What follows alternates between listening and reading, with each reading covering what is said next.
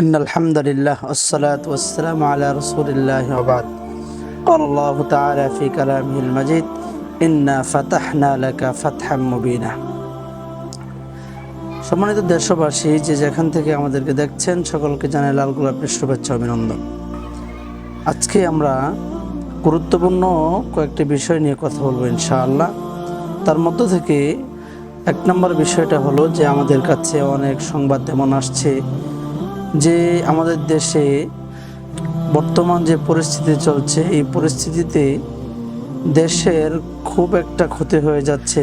যেমন রাষ্ট্রীয় স্থাপনাগুলো অনেকেই ক্ষতি করার চেষ্টা করছে। যেমন আমাদের কাছে সংবাদ এসেছে যে রাস্তার যে লাইট আছে বা রাষ্ট্রীয় আরও যত সুন্দর সুন্দর যত স্থাপনা আছে, এইগুলো কিছু মানুষ এগুলো ভেঙে অথবা এগুলো নিয়ে তারা চলে যাচ্ছে। তো আসলে এটা কখনোই আমরা সমর্থন করি না, এটা কখনোই কোনোভাবে বৈধ হতে পারে না। কারণ রাষ্ট্রীয় সম্পদ এটা পুরো দেশের মানুষের সম্পদ, এই সম্পদে পুরা দেশের মানুষের ট্যাক্স রয়েছে। সুতরাং এই সম্পদ যদি আমরা কেউ ক্ষতি করি তাহলে পুরা দেশের মানুষের কাছে আমরা দায়ী থাকব।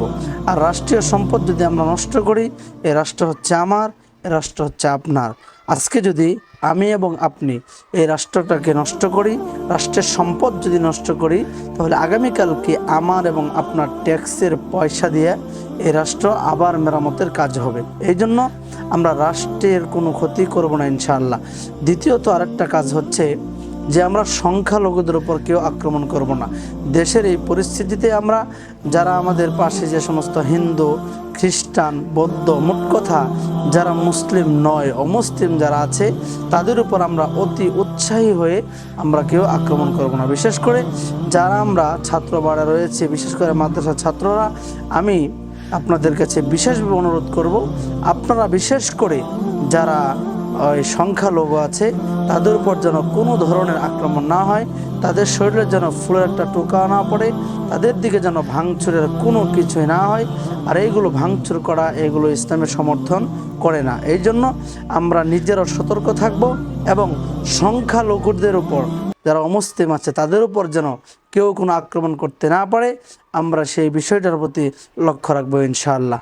আল্লাহ তাআলা আমাদের সকলকে যে দুইটা বিষয় মাথায় নিয়ে আমরা যেন চলতে পারি, আল্লাহ তাআলা সেই তৌফিক দান করুন। আমা তৌফিক ইল্লা বিল্লাহ।